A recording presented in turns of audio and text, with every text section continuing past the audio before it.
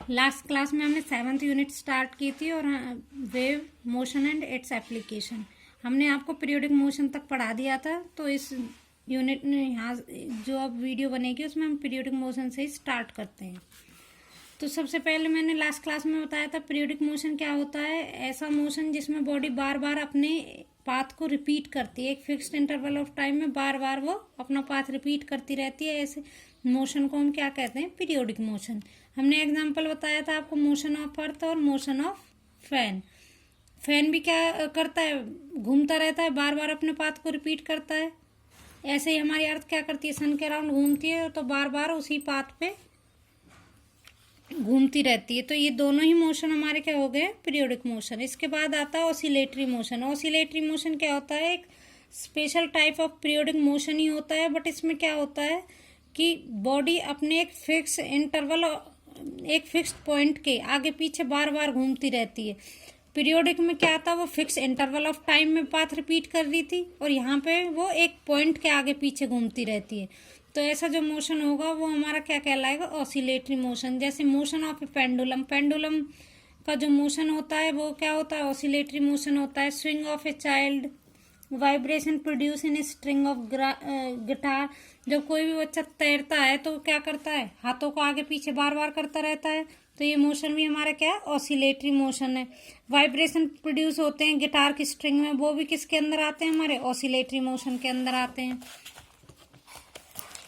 तो यहाँ पे हम पेंडुलम को केस को कैसे एक्सप्लेन करेंगे? ये हमारा कोई पेंडुलम है, यहाँ पे ये रेस्ट में है। पहले जो रेस्ट में पोजीशन होती है उसे हम क्या कहते हैं? Mean position. तो इस फिक्स पॉइंट के आगे पीछे बार बार हमारा पेंडुलम घूमता रहता है। एक बार वो फ्रंट में आएगा और फिर वापस से बैक में जाता है, फिर से इस पॉइंट के अलोंग किस में आता है? फ्रंट में।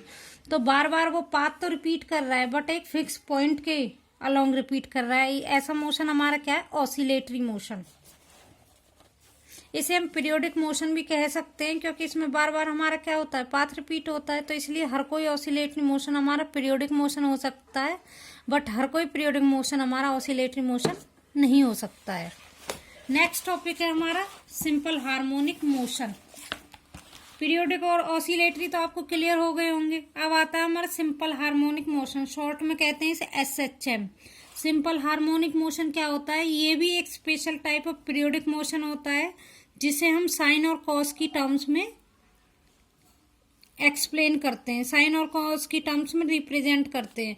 तो यहाँ पे जो सिंपल हार्मोनिक मोशन है उसकी 3 इंपॉर्टेंट पॉइंट्स होते हैं। फर्स्ट पॉइंट है कि इसमें जो मोशन होगा हम उसी मोशन को सिंपल हार्मोनिक मोशन कह सकते हैं जो पीरियोडिक मोशन होता है। दूसरा, जो हमारा सिंपल हार्मोनिक मोशन होता है उसमें रिस्टोरिंग फोर्स एक्ट करता है। वो किसी पार्टिकल को उसकी मीन पोजीशन से डिस्प्लेस होने के बाद भी वापस उसकी उसी पोजीशन में ले आता है। और थर्ड जो कंडीशन है वो है कि इसमें जो रिस्टोरिंग फोर्स लगता है वो डायरेक्टली प्रोपोर्शनल होता है डिस्प्लेसमेंट के। इनकी कंडीशन क्या है? एक तरह से हमारी ऑसिलेटरी मोशन की तरह ही है। हम सिंपल पेंडुलम का ही केस लेते हैं जैसे। तो पहला इन्होंने क्या बोला है कि हमारा मोशन सिंपल हार्मोनिक उसी मोशन को कहेंगे हम जिसमें हमारा मोशन पीरियोडिक हो। तो पेंडुलम का केस ले तो इसमें मोशन पीरियोडिक होता है, बार बार ये पाथ रिपीट हो रहा है। सेकंड, इसमें जो रिस्टोरिंग फोर्स लगता है वो वापस से पेंडुलम को उसकी ओरिजिनल पोजीशन पे ले आता है। जैसे हमारा पेंडुलम यहाँ था इनिशियली, फिर इधर गया, वो फिर से वापस अपनी पोजीशन पे आ गया, फिर बैक में गया, फिर से अपनी पोजीशन पे आ गया। तो यहाँ पे जो फोर्स लग रहा है वो रिस्टोरिंग फोर्स है, वो वापस किसी भी बॉडी को उसकी पोजीशन में ले आता है। तो सेकंड कंडीशन भी फॉलो हो गई हमारी। थर्ड कंडीशन क्या है? इसमें जो रिस्टोरिंग फोर्स लगता है वो डायरेक्टली प्रोपोर्शनल होता है हमारे डिस्प्लेसमेंट के। तो वो भी दिख रहा है, जितना ज्यादा हमारे मीन पोजीशन पे फोर्स लगेगा उतनी ही बॉडी फ्रंट में ज्यादा जाएगी और उतनी ही बैक में ज्यादा जाएगी, मतलब उतना ही डिस्प्लेसमेंट कवर करेगी। तो यहाँ पे हमारी तीनों कंडीशन सेटिस्फाई होती है। तो जो सिंपल पेंडुलम का केस है उसे हम क्या कह सकते हैं? Simple harmonic motion.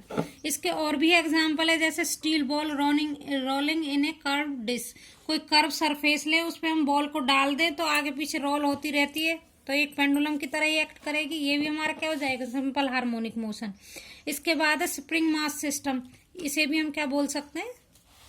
Simple harmonic motion. ये इम्पोर्टेंट होता है, मोस्टली पूछा जाता है, तो इसे थोड़ा ध्यान से पढ़ लेना। बस इसमें 3 पॉइंट याद रखने हैं तुम्हें। एक तो मोशन हमारा पीरियोडिक होना चाहिए, दूसरा इसमें रिस्टोरिंग फोर्स एक्ट करता है जो बॉडी को वापस अपनी शेप में ले आता है, और थर्ड क्या है, इसमें जो रिस्टोरिंग फोर्स लगता है वो डिस्प्लेसमेंट के डायरेक्टली प्रोपोर्शनल होता है। अगर फोर्स बढ़ेगा तो हमारा डिस्प्लेसमेंट भी बढ़ेगा, फोर्स घटेगा तो डिस्प्लेसमेंट भी हमारा क्या होगा, कम होगा। तो सबसे अच्छा एग्जाम्पल है इसका सिंपल पेंडुलम। इसके बाद आता है नेक्स्ट टॉपिक हमारा जो क्या है, कैंटिलीवर।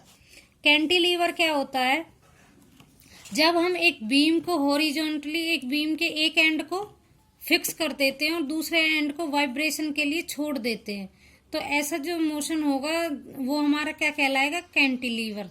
सबसे पहले हमने एक बीम की बात की है, तो यहाँ पे हमारी बीम क्या होती है, कोई भी ऐसी रॉड जिसकी लेंथ उसके चौड़ाई से, उसके क्रॉस सेक्शन से बहुत ज्यादा हो, उसी को हम क्या कहेंगे, बीम। तो यहाँ डायग्राम से हमें क्लियरली दिख रहा है, हमने एक बीम ली है जिसकी लेंथ उसके क्रॉस सेक्शन से काफी ज्यादा है, उसके एक एंड को फिक्स कर दिया और दूसरे एंड को वाइब्रेशन के लिए फ्री छोड़ दिया है। इसके बाद हमने क्या किया है, उसके एक एंड तो फिक्स है, दूसरे एंड पे हमने मास अटैच कर दिया। अब किसी भी स्ट्रिंग में या बीम में तुम तार में मास अटैच करोगे तो वो अपनी पोजीशन से नीचे की तरफ डिस्प्लेस हो जाएगी, मतलब झुक जाएगी वजन के कारण। तो वो बी से कहाँ गई है, बी डैश पे, क्योंकि इसमें मास अटैच था। अब हमने देखा है कि कितना डिस्प्लेसमेंट हुआ है। वो जो डिस्प्लेसमेंट हुआ, इनिशियल पोजीशन बी थी, मास लटकाने के बाद वो बी डैश पे आ गई है, तो उसे किससे डिनोट किया हमने, पी से। और यहाँ पे हम पी को क्या बोल रहे हैं, डिप्रेशन। पी को हमने यहाँ पे डिप्रेशन बोला है कि कितनी पोजीशन में चेंज हुआ है। इसके बाद हम देखते हैं कि जैसे ये पोजीशन चेंज हो गई, अगर हम इसे एक बार पकड़ के खींच दें तो क्या होगा, ये बार बार ऊपर नीचे जाएगी। तो यहाँ में इसमें क्या स्टार्ट हो जाएंगे, वाइब्रेशन, क्योंकि एक एंड तो इसका फिक्स और दूसरे को पकड़ के खींचोगे तो बार बार ऊपर नीचे तो वो जाएगा ही।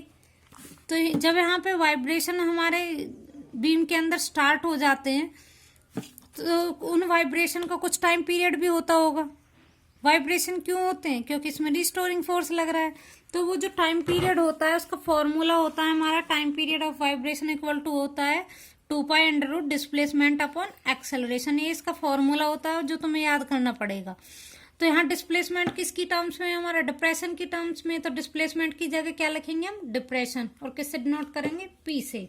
दूसरा, इसमें जो एक्सेलरेशन होगी, बार बार ऊपर नीचे जाएगा, किसकी एक्सेलरेशन, अर्थ अपनी ओर अट्रैक्ट करेगी, तो कौन सा यूज करेंगे हम, मास तभी तो नीचे आया जब अर्थ ने अट्रैक्ट किया है।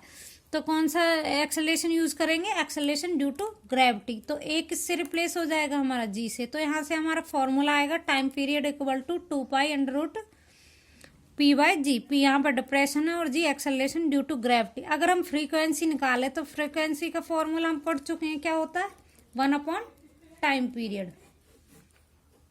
तो टाइम पीरियड ऊपर निकाल चुके, टाइम पीरियड का इनवर्स करेंगे तो क्या आएगा, 1/2π√g/p। तो ये हमारा फ्रीक्वेंसी का फॉर्मूला आ गया है और यहाँ पे टॉपिक खत्म हो जाता है। अगर इसमें कोई डाउट हो तो आप कमेंट में मुझे पूछ सकते हो।